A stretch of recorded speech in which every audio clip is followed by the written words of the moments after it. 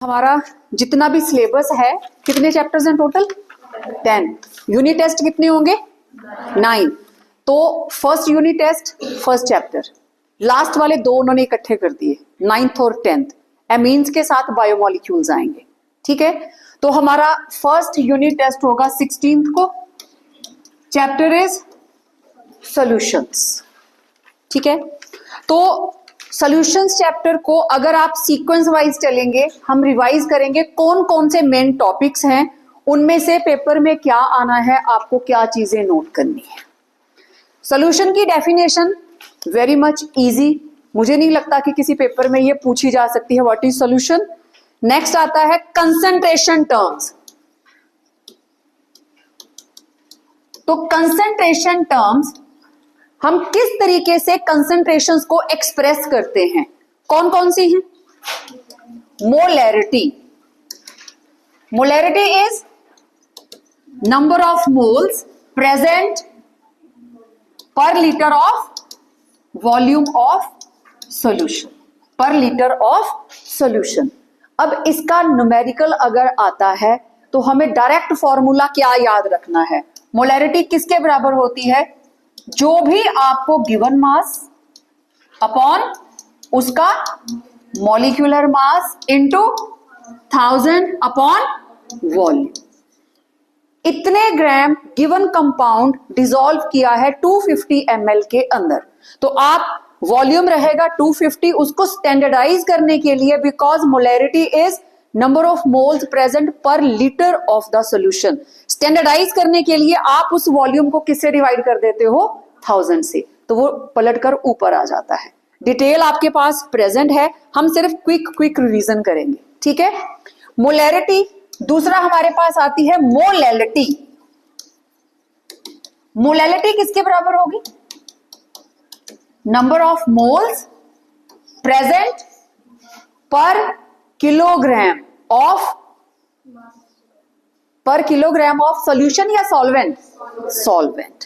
तो यहां आएगा मास ऑफ सॉल्वेंट इन किलोग्राम। अब जब किलोग्राम आ गया तो इसको भी 1000 के साथ आप लोग स्टैंडर्डाइज करेंगे, तो डायरेक्ट फॉर्मूला हमारे पास क्या आता है इसका? Given mass upon molecular mass into 1000 upon mass of solvent. अब मोलैलिटी से रिलेटेड जब कोई न्यूमेरिकल आता है, ध्यान से देखिए, उसने आपको सॉल्यूशन का मास दिया होगा या वॉल्यूम दिया होगा। अगर तो मास है कि इतना हमारे पास वॉल्यूम है सॉल्यूशन का, वॉल्यूम को कन्वर्ट करेंगे डेंसिटी के साथ, किसके अंदर? मास के साथ, उसमें से सॉल्यूट माइनस करेंगे, फिर हमारे पास क्या आता है? सॉल्वेंट। तो ये न्यूमेरिकल्स आपने काफी सारे डिटेल में आपकी कॉपी में नोटेड हैं, उनको नजर माननी है कि जब मोलैलिटी वाले हमारे पास न्यूमेरिकल्स आते हैं तो उसको किस तरीके से सॉल्व करते हैं। अब कैसे याद रखें कि जब वॉल्यूम को मास में कन्वर्ट करना है तो डिवाइड करना है या मल्टीप्लाई करना है? सिंपल तरीका, डेंसिटी किसके बराबर होती है? मास अपॉन वॉल्यूम। ओके, आपको वॉल्यूम गिवन है, आपको क्या निकालना है? मास। डेंसिटी आपको गिवन होगी, ठीक है। तो डेंसिटी इंटू वॉल्यूम किसके बराबर आ गया? मास के बराबर। यहां से फॉर्मूला उठाओ, ठीक है। डायरेक्ट याद रखने का, रट्टा मारने जैसा कुछ भी नहीं करना है, हमें सिर्फ इतना पता है density equal to mass upon volume. Volume आपको गिवन है, मास आपको निकालना है क्योंकि मोलैलिटी कैलकुलेट करनी है। ये फॉर्मूला लिखो, डेंसिटी आपको गिवन होती है सॉल्यूशन की कि इतनी डेंसिटी है, इसको इधर ले जाओ। उल्टा करते हैं, मोलैरिटी के बाद आपको मोलैरिटी निकालनी है। अब आपके पास मास गिवन है, आपको इस मास को किस में कन्वर्ट करना है? वॉल्यूम के अंदर। अगेन सेम फॉर्मूला, मास को वॉल्यूम में कन्वर्ट करना, वॉल्यूम आप दूसरी साइड ले गए, क्या आ गया? Mass upon density. क्योंकि इतना कुछ लर्न करने के लिए है, छोटी छोटी चीजें आप माइंड में रख के नहीं चल सकते कि इसको भी लर्न करो। क्लियर? अब इसमें मोलैलिटी के अंदर इन्वॉल्व है मास। दोनों में से मोलैरिटी और मोलैलिटी, टेम्परेचर पे कौन डिपेंड करता है? मोलैरिटी। क्यों? Because molarity is volume dependent, और वॉल्यूम जो है it changes with temperature. Temperature बढ़ता जाएगा, वॉल्यूम इंक्रीज करता जाएगा, ठीक है। तो molarity is temperature dependent, MCQ था कल के पेपर में। इसके बाद नॉर्मेलिटी, नॉर्मेलिटी किसके बराबर होती है? Number of gram equivalents upon volume of solution in again litres पर लीटर ऑफ सॉल्यूशन। अब मोलैरिटी, मोलैलिटी, उसके अंदर आप लोग यूज करते थे नंबर ऑफ मोल्स, वो बराबर होता था गिवन मास अपॉन मोलर मास। लेकिन जिस वक्त हम लोग कैलकुलेट करेंगे नॉर्मेलिटी, नॉर्मेलिटी के अंदर एक नई टर्म आई ग्राम इक्विवेलेंस। अब ये ग्राम इक्विवेलेंस हम मोल्स की तरह कैलकुलेट नहीं कर सकते, इसके लिए हम क्या करेंगे? Given mass upon equivalent mass. Molecular mass की जगह पे इक्विवेलेंट मास लेके आएंगे। और इक्विवेलेंट मास किस तरीके से कैलकुलेट करेंगे? हमारे पास 3 तरह के चीजें रहती हैं, acid, base and salt. Acid के लिए इक्विवेलेंट वेट किसके बराबर होगा? Molecular mass upon basicity, means उसने कितने H पॉजिटिव दिए। बेस के लिए किसके बराबर होगा? Molar mass upon acidity, means उसने कितने OH नेगेटिव दिए। और सॉल्ट के लिए हम क्या करते हैं? जो भी सॉल्ट का मोलर मास आएगा that will B divided by total positive valency. Detail आपके पास है। तो पहले गिवन मास को डिवाइड करेंगे इक्विवेलेंट मास के साथ, तो इक्विवेलेंट मास को पहले कैलकुलेट करना पड़ेगा। जैसे अगर ये HCl है तो HCl कितना होगा? मॉलिक्यूलर मास 36.5, ये देता है 1 H पॉजिटिव डिवाइडेड बाय 1, इसका इक्विवेलेंट मास आ गया। सल्फ्यूरिक एसिड, सल्फ्यूरिक एसिड का मॉलिक्यूलर मास 98, कितने H पॉजिटिव देता है ये? 2 डिवाइडेड बाय 2, तो 49 इसका क्या आ गया? Molar mass. सेम इसी तरीके से सोडियम हाइड्रोक्साइड है, it will B 40/1। Calcium hydroxide है तो जो कैल्शियम हाइड्रोक्साइड का मोलर मास आएगा that will B divided by 2। यहां ले लेते हैं कैल्शियम क्लोराइड, कैल्शियम क्लोराइड का मोलर मास निकालिए, it will B divided by 2। क्यों? क्योंकि कैल्शियम के ऊपर पॉजिटिव चार्ज कितना आएगा? 2। नेगेटिव वैलेंसी में वेरी, लेकिन मेटल के ऊपर पॉजिटिव चार्ज सभी एनाइंस को हटाने के बाद आएगा, ठीक। इसके बाद है मोल फ्रैक्शन। मोल फ्रैक्शन निकालने के लिए आपको 2 कंपोनेंट है या 3 कंपोनेंट है, पहले आपको उसके नंबर ऑफ मोल्स निकालने हैं। इसके number of moles N1, N2, N3। अगला स्टेप होता है total number of moles, N1, N2, N3। फिर मोल फ्रैक्शन ऑफ A किसके बराबर आएगा? N1 divided by N total. Mole fraction of B किसके बराबर आएगा? N2 upon N total. Mole fraction of C किसके बराबर आएगा? N3 upon N total. एक तो ये तरीका है। दूसरा क्या है? आप इन दोनों की वैल्यू निकालें।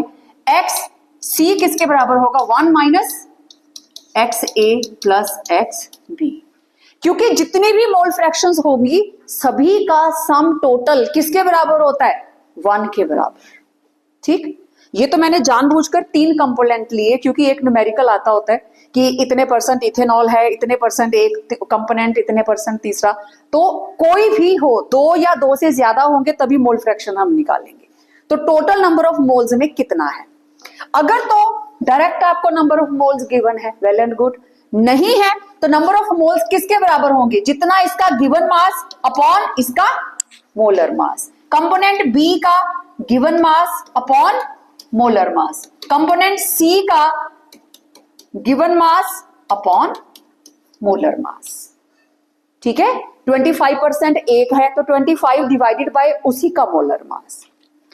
जब हमारे पास 2 कंपोनेंट है, कंपोनेंट ए एंड बी, इसकी मोल फ्रैक्शन XA और इसकी मोल फ्रैक्शन XB कैसे निकालेंगे? पहली चीज given mass W1 molar mass M1, given mass W2 molar mass M2। यहां निकाले N1 W1 upon M1, N2 W2 upon M2, number of moles आ गए। अगला step N total N1 plus N2। Okay, mole fraction of A किसके बराबर होगी? N1 upon N total. Mole fraction of B 1 minus XA।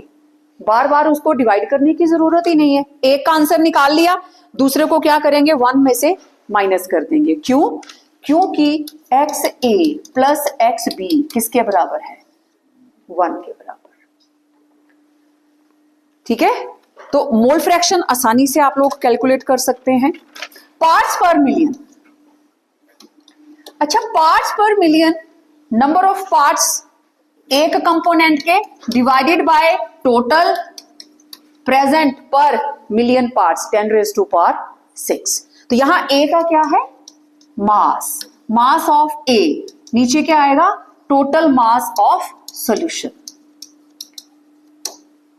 Parts पर million भी mass dependent है, mass dependent है, and mass does not change with temperature. कल की options में था ना पीपीएम, तो कईयों के माइंड में आ रहा होगा कि पार्ट्स पर मिलियन तो हम लोग वॉल्यूम में कैलकुलेट करते थे कि वाटर के अंदर क्लोरीन कितनी होती है। This is mass dependent. Clear? जैसे molality mass dependent, mole fraction mass dependent, इन तीनों में कहीं पे भी वॉल्यूम कंसीडर नहीं होता। ठीक, तो कंसंट्रेशन टर्म्स के बाद नेक्स्ट हमारे पास आता है राउल्ट्स लॉ।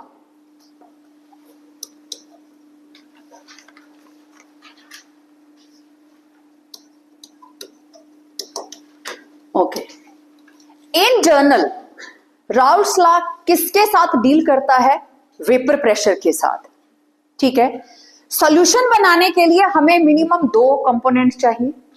एक कम क्वांटिटी में होगा जिसे सॉल्यूट कहेंगे, एक ज्यादा क्वांटिटी में होगा जिसको सॉल्वेंट कहेंगे, दोनों मिलकर सॉल्यूशन बनाएंगे। राउल्ट्स कहता है किसी भी कंपोनेंट का वेपर प्रेशर PA किसके डायरेक्ट प्रोपोर्शन में होगा कि उस कंपोनेंट की मोल फ्रैक्शन कितनी है। अगर मोल फ्रैक्शन कम है तो उसका वेपर प्रेशर कम होगा, मोल फ्रैक्शन ज्यादा है तो वेपर प्रेशर ज्यादा होगा। Removing the sign of proportionality PA किसके बराबर आ जाता है? P0A XA। अब ये जो P0A है, what is this? This is constant of proportionality, and also ये वो वेपर प्रेशर है जब कंपोनेंट A प्योर स्टेट में प्रेजेंट है, जब किसी सॉल्यूशन के अंदर प्रेजेंट नहीं है। कि अगर वो अकेला प्रेजेंट होता तो मैक्सिमम इतना प्रेशर क्रिएट कर सकता था। ठीक है, इसी तरीके से अगर दूसरा कंपोनेंट है PB तो it will be directly proportional to its own mole fraction. ये अपनी मोल फ्रैक्शन पे डिपेंड करेगा। इसके भी प्रोपोर्शनैलिटी को हटा दीजिए, PB will be equal to P0B XB। ये है राउल्ट्स लॉ कि जो कंपोनेंट है that will be equal to mole fraction multiplied by जो उसका वेपर प्रेशर अपनी प्योर स्टेट में हो सकता था उसके बराबर। अब ये राउल्ट्स लॉ अलग अलग चीजों के लिए अलग जाएगा, क्योंकि हमारे पास 2 तरह के सॉल्यूशंस हैं, एक है आइडियल और एक है नॉन आइडियल। अब यहीं से आइडियल और नॉन आइडियल की बात आ गई। तो आइडियल वो है जिसके अंदर PA किसके बराबर? P0A XA, PB किसके बराबर? P0B XB। तो P सॉल्यूशन किसके बराबर होता है? PS किसके बराबर होगा? PA प्लस PB, मतलब P0A XA P0B XB। ये रहा जी Raoult's law for ideal solutions.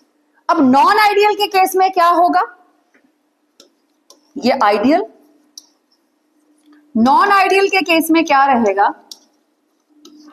जो PA है ये P0A XA के बराबर नहीं होगा, जो PB है ये P0B XB के बराबर नहीं होगा। दोनों का टोटल P सॉल्यूशन ये भी PA प्लस PB के बराबर नहीं होगा।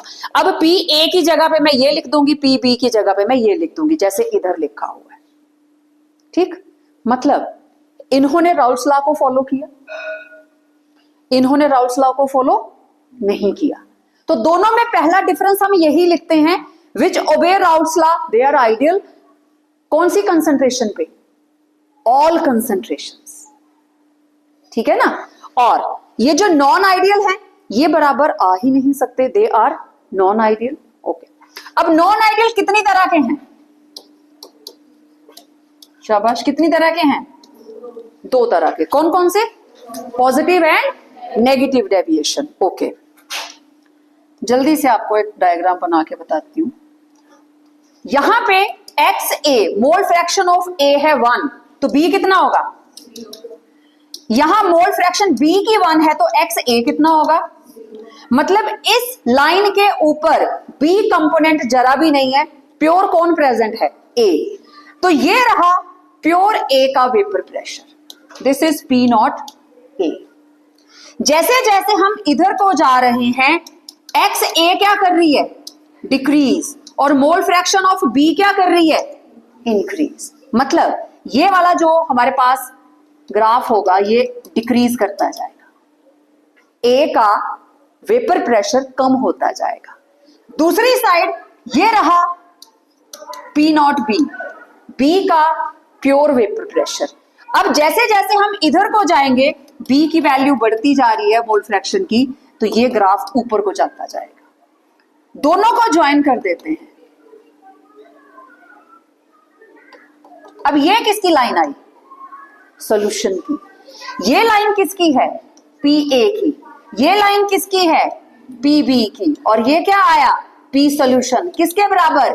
P A plus P B. अब इसकी वैल्यू पुट कर दो, पी ए किसके बराबर होता है? पी नॉट ए एक्स ए। तो मोल फ्रैक्शन के साथ साथ उसकी वैल्यू कम होती जाएगी। ठीक है, सेम ऐसा ही ग्राफ हम इधर बना लेते हैं। यहां मैं ज्यादा मार्किंग नहीं दूंगी, बस इसको इस तरीके से। ये आइडियल है, आइडियल सॉल्यूशन के लिए ये चीज बनती है। राउल्स लॉ आइडियल सॉल्यूशंस के लिए ये रिप्रेजेंटेशन देता है। अब पॉजिटिव डेविएशन और नेगेटिव डेविएशन, बेसिकली हम डील कर रहे हैं वेपर प्रेशर के साथ। अगर किसी सॉल्यूशन का वेपर प्रेशर या किसी कंपोनेंट का वेपर प्रेशर बढ़ रहा है, दैट इज पॉजिटिव, और अगर वो घट रहा है तो नेगेटिव। अगर किसी का वेपर प्रेशर इससे ज्यादा आता है तो that is showing positive deviation. Deviate तो कर रहा है, बराबर नहीं आ रहा है, या तो उससे ज्यादा है या उससे कम है। तो अगर वो ज्यादा आ रहा है मतलब ये पी ए की वैल्यू भी कैसे आएगी? ऐसे। पी बी की वैल्यू कैसे आएगी? ऐसे। और इसकी वैल्यू भी कैसे आएगी? इस तरीके से। अगर वो कम हो रहा है तो यहां था पी नॉट ए, यहां था पी नॉट बी, तो ये लाइन नीचे को जा रही है, ये लाइन नीचे को जा रही है, और ये लाइन सोल्यूशन की भी कहां आ रही है? नीचे। तो यहां आई पॉजिटिव डेविएशन और यहां कौन सी आई? Negative deviation. क्लियर हो गया? ठीक है, दोनों के डिफरेंसेस। बाकी आइडियल के लिए change in volume, change in enthalpy क्या रहती है? 0, क्योंकि हर कुछ सेम है।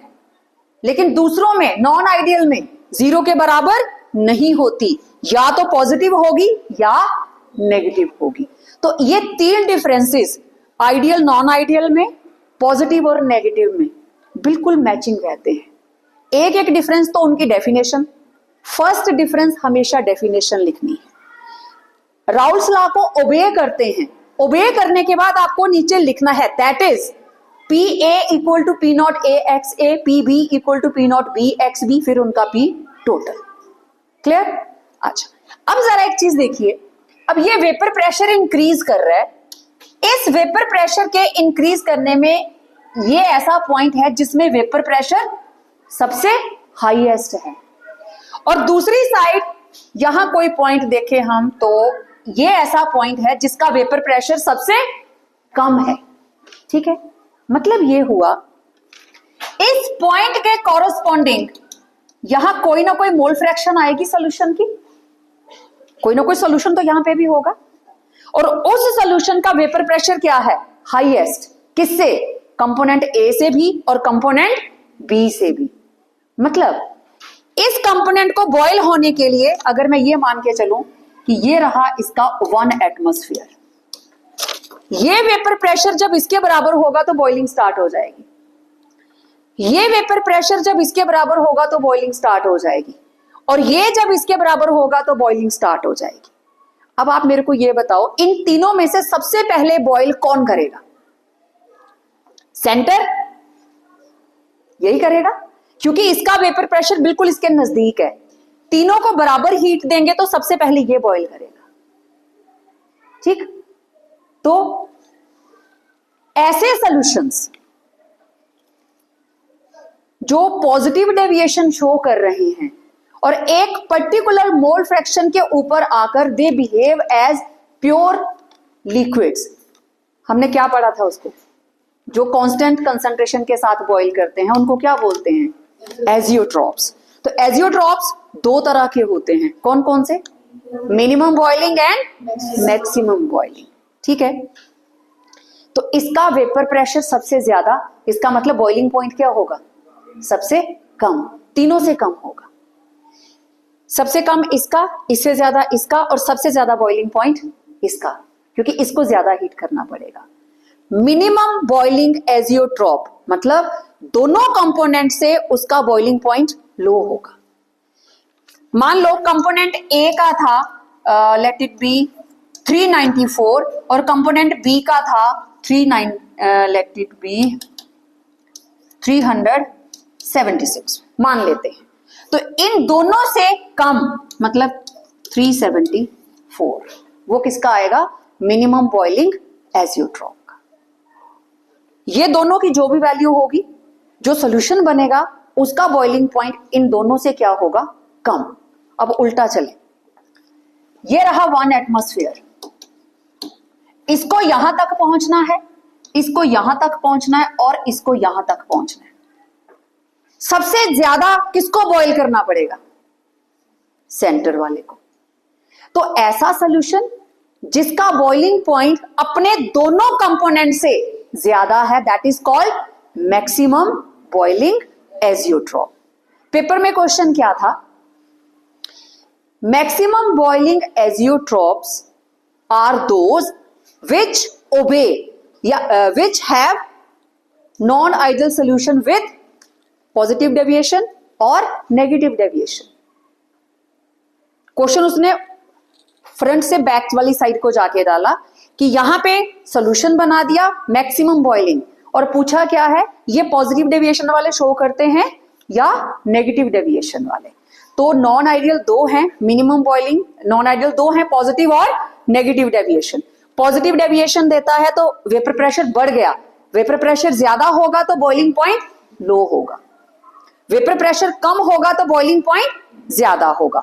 तो इस एक टाइप के ग्राफ से आप दो क्वेश्चंस को सॉल्व करते हैं, positive deviation, negative deviation, minimum boiling azeotropes and maximum boiling azeotropes. कौन बनाएगा मिनिमम बॉइलिंग, जो पॉजिटिव डेविएशन शो करते हैं, वो मिक्सचर जिसका बॉइलिंग पॉइंट सबसे, वेपर प्रेशर सबसे हाईएस्ट होगा। उस ग्राफ के अंदर ऐसा पॉइंट होगा जहां पे वेपर प्रेशर हाईएस्ट होगा, तो उसके कॉरस्पॉन्डिंग जो मोल फ्रैक्शन आएगी वो बनाएगा मिनिमम बॉइलिंग एजियोट्रॉप।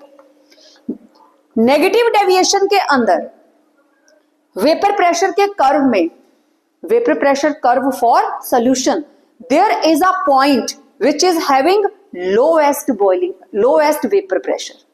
तो जिसका वेपर प्रेशर लोएस्ट है उसके कॉरस्पॉन्डिंग जो मोल फ्रैक्शन होगी that will form maximum boiling azeotrope. ठीक है, तो ये थे आइडियल, नॉन आइडियल, इससे रिलेटेड क्वेश्चंस। अब बारी आती है कॉलिगेटिव प्रॉपर्टीज की। कॉलिगेटिव प्रॉपर्टीज क्या होती है,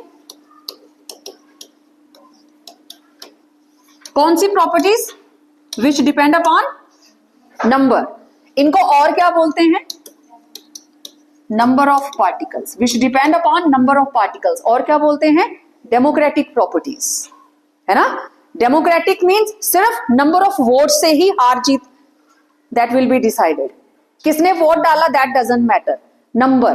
तो अगर किसी कोलिगेटिव प्रॉपर्टी के अंदर नंबर ऑफ पार्टिकल्स बढ़ रहे हैं तो उसकी वैल्यू बढ़ जाएगी, अगर वो घट रहे हैं तो उसकी वैल्यू घट जाएगी। अब नंबर ऑफ पार्टिकल्स बढ़ते कैसे हैं? डिसोसिएशन, सोडियम क्लोराइड ये टूट के देगा Na पॉजिटिव Cl नेगेटिव। पहले आयंस कितने थे, पार्टिकल कितना था, एक, अब कितने आए, दो, डबल हो गया।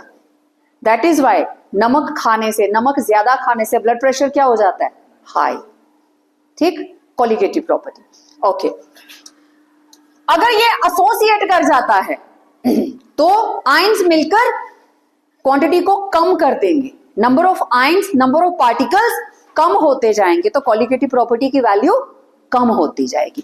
टोटल कितनी कोलिगेटिव प्रॉपर्टीज? ओके, पहली relative lowering in vapour pressure, दूसरी एलिवेशन इन बॉइलिंग पॉइंट, तीसरी डिप्रेशन इन फ्रीजिंग पॉइंट, और फोर्थ ऑस्मोटिक प्रेशर। ओके, थोड़ा थोड़ा इनके बारे में, इनका formula. Relative lowering in vapour pressure किसके बराबर रहती है, P naught minus P S upon P not equal to X B. Now X B क्या है, मोल फ्रैक्शन। जितना ज्यादा नमक पानी में ऐड करेंगे, उस ऐड किए गए नमक वाले सॉल्यूशन का बॉइलिंग पॉइंट इंक्रीज होता जाएगा, इंक्रीज होता जाएगा। क्यों? क्योंकि वेपर प्रेशर कम होता जाएगा।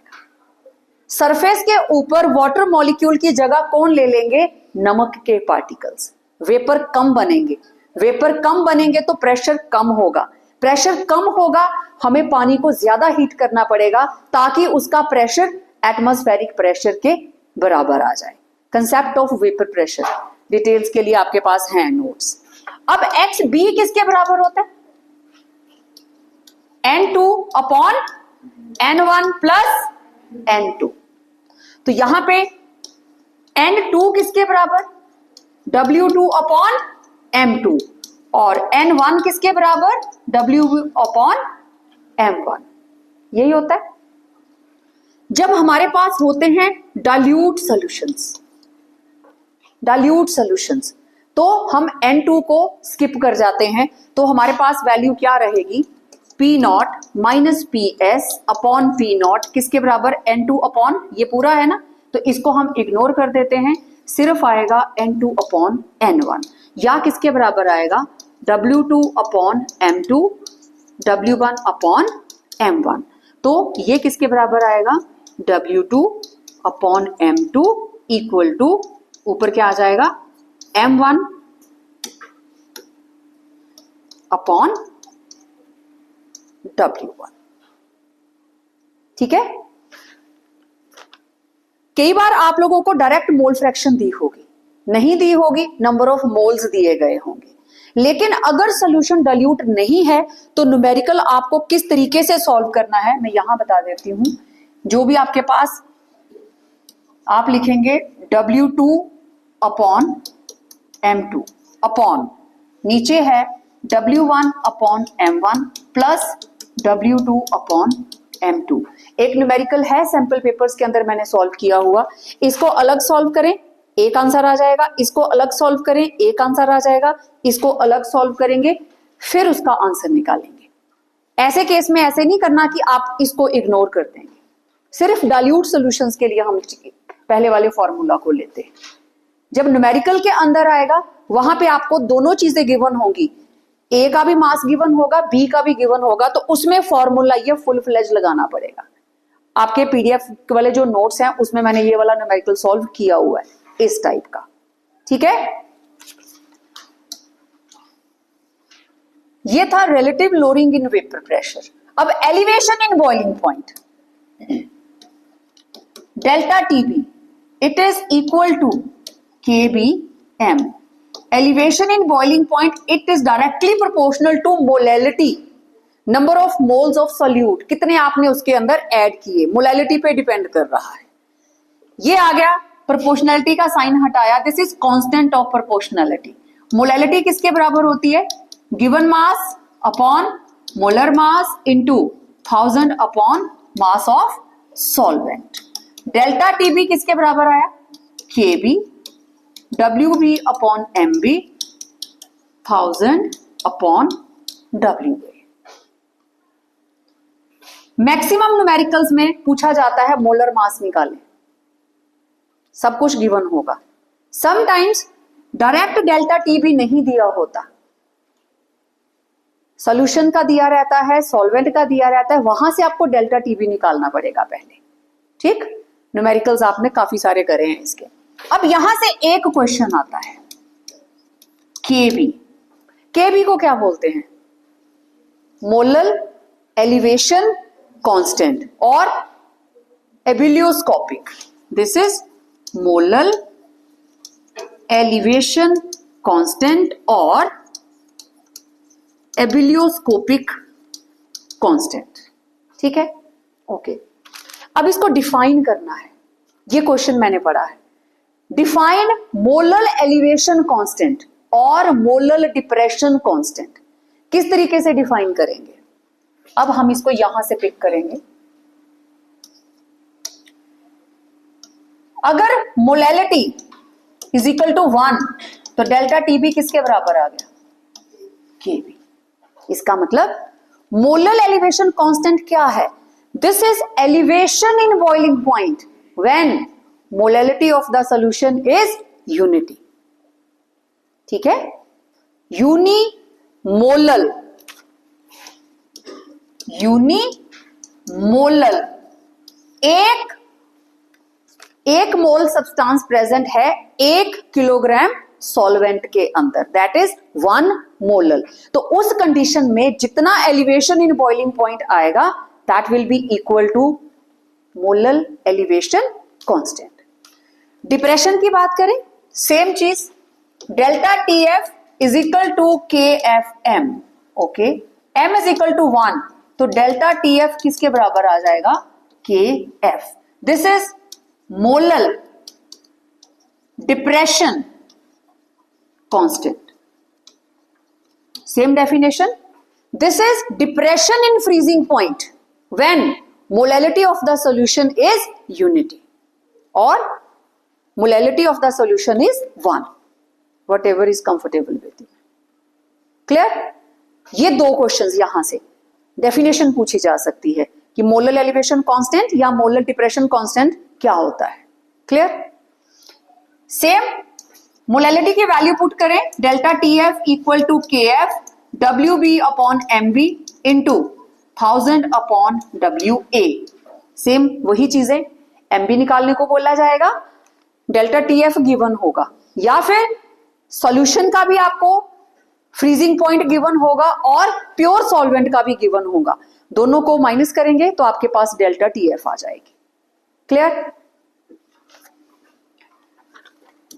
Osmotic pressure pi, it is equal to C R T. Concentration किसके बराबर होती है? Number of moles present given volume. Number of moles किसके बराबर होते हैं? W B upon M B upon volume. Put करो सारी वैल्यूज को, pi will be equal to W B upon M B into R T upon we.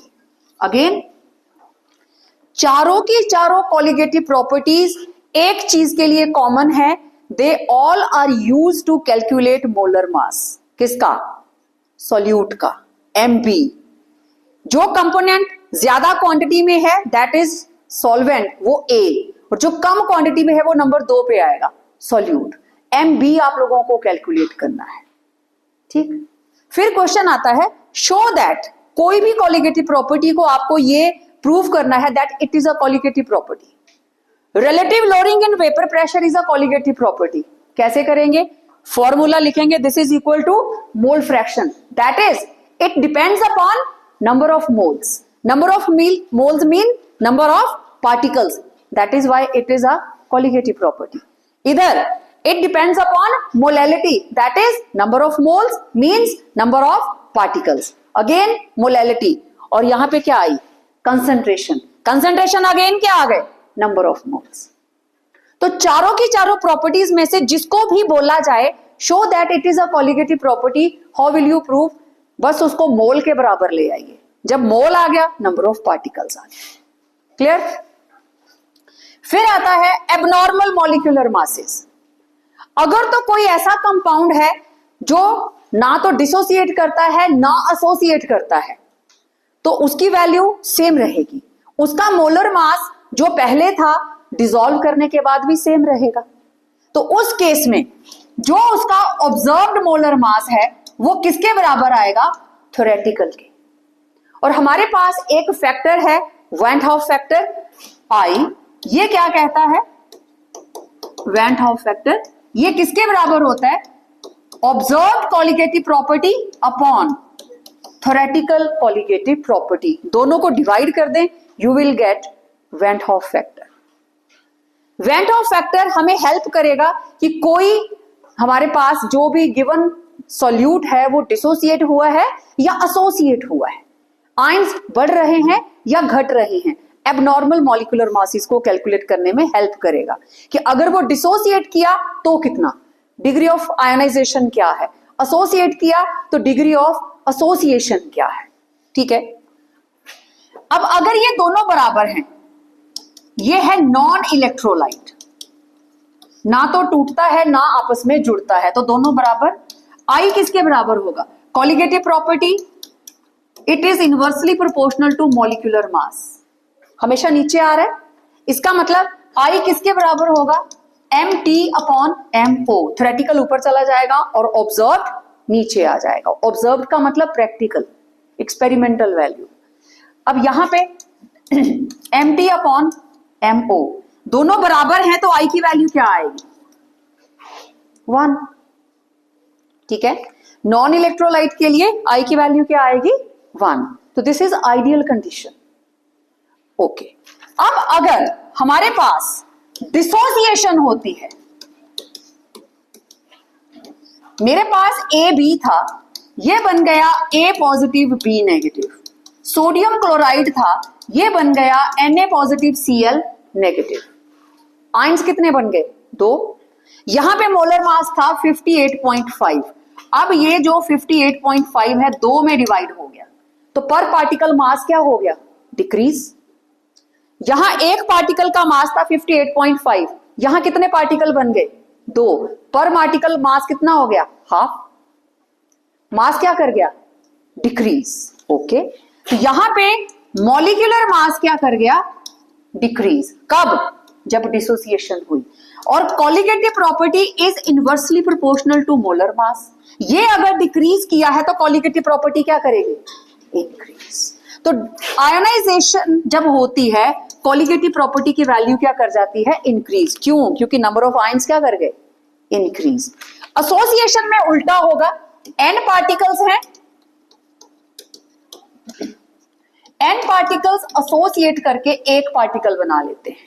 अब यहां पे नंबर ऑफ पार्टिकल्स क्या करे भाई, decrease, number of particles decrease, और मॉलिक्यूलर मास क्या कर गया, इंक्रीज। अलग अलग थे मिलके बड़ा मॉलिक्यूल बन गया, मॉलिक्यूलर मास क्या कर गया, इंक्रीज, और colligative property is inversely proportional to molecular mass, ये अगर इंक्रीज किया है तो ये क्या कर जाएगा, डिक्रीज। नंबर ऑफ पार्टिकल्स कम हो गए तो कॉलिगेटिव प्रॉपर्टी की वैल्यू क्या हो जाएगी, डिक्रीज, ठीक। कुछ न्यूमेरिकल्स किस तरीके से आते हैं, वहां लिखा गया होगा कि गिवन जो भी कंपाउंड है, let it be KNO3, completely ionised, completely ionised मतलब आई की वैल्यू क्या होगी, जितने इसके आयंस आएंगे, 100% आयोनाइजेशन, तो आई की वैल्यू KNO3, इसने दिया K पॉजिटिव NO3 नेगेटिव, 1 + 1, एक केटायन और एक एनायन, तो आई की वैल्यू कितनी आई, डायरेक्ट 2। क्योंकि सारे के सारे फॉर्मूलाज ऑफ कॉलिगेटिव प्रॉपर्टी, जैसे P naught minus PS upon P naught, it will be equal to I XB. Delta TB, it will be equal to KB I KB M. Delta TF is equal to I KF M. Pi is equal to I CRT. और यहां से I calculate करके हम लोग क्या calculate करते थे? Degree of dissociation और एसोसिएशन. सारी की सारी colligative properties they are modified. Why modified? क्योंकि कोई भी चीज आइडियल नहीं होती. रियलिटी के अंदर हम कोई कंपाउंड ले रहे हैं तो या मैक्सिमम टाइम या तो वो डिसोसिएट कर जा रहा है या वो एसोसिएट कर जा रहा है. ठीक है. अब आई और अल्फा, डिग्री ऑफ डिसोसिएशन और एसोसिएशन किस तरीके से हम लोग कैलकुलेट करेंगे? डिसोसिएशन डायरेक्ट फॉर्मूला बताऊंगी अब मैं. इसमें अल्फा किसके बराबर होगा? I minus one N minus one. और दोनों ही वैल्यूज I भी 1 से ज्यादा होगा और n की वैल्यू भी 1 से ज्यादा होगी. और n किसके बराबर होगा? Number of ions. डिटेल में हमने काफी पढ़ा हुआ है इसके बारे में. ठीक है. दूसरा हमारे पास है डिग्री ऑफ एसोसिएशन. अगर ये एसोसिएट कर रहा है उस केस में अल्फा किसके बराबर होगा? I minus one upon one minus one upon N minus one. Again n क्या है? नंबर ऑफ पार्टिकल्स जो यहां पे एसोसिएट करेंगे. ठीक है. अगर कंप्लीटली आयोनाइज है, जितने आयंस हैं उनका टोटल कर लीजिए. ठीक है. और इसके आई के ऊपर बेस्ड क्वेश्चन एक मैंने सीबीएसई के क्वेश्चन पेपर में आया हुआ था कि कोई गिवन सॉल्यूट है, सॉल्यूट कंप्लीटली टेट्रामेराइजेस. कंप्लीटली टेट्रामेराइजेस मतलब यहां पे जितने भी कंपोनेंट थे और इधर क्या बन गया? वो 4 मिलकर एक बन रहे हैं. 4 डाइमर का मतलब जैसे ये था CH3COOH, इसके 2 मॉलिक्यूल एसोसिएट करके ये बना डाइमर. ठीक है. डाइमर बना CH3C डबल बॉन्ड OH. ये सारा डिटेल में आपने किया हुआ है. डाइमर बना. बेंजोइक एसिड भी सेम बनाएगा. ठीक है. जब डाइमर बनता है तो मतलब यहां 2 था, 2 का बना 1. कितना हुआ? 50%. 50% का मतलब 1/2. ठीक. अब यहां क्या बन रहा है? टेट्रामर. टेट्रामर बन रहा है ना. तो कितना आएगा? I will be equal to 1 upon n. 1/4. कितना आएगी I की वैल्यू? 0.25. ये शॉर्ट ट्रिक है. डायरेक्ट आप I कैसे कैलकुलेट करते हैं? जब वो डिसोसिएशन है, जितने आयंस बन रहे हैं टोटल नंबर. लेकिन जब एसोसिएशन की बात है, कितने एसोसिएट होकर एक मॉलिक्यूल बना रहे हैं. अगर वो ट्राइमर होता तो 1/3. 3 से 1 बन रहा है. कितना बचेगा? 1/3. ऑब्वियसली 4 से 1 बन रहा है तो नेट कितना बचेगा? 1/4. ठीक है.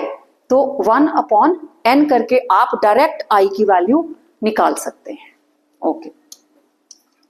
मेरे पास है 0.1 molar sodium chloride, 0.1 molar sugar. चलो शुगर नहीं लिखा, फॉर्मूला लिख देती हूं.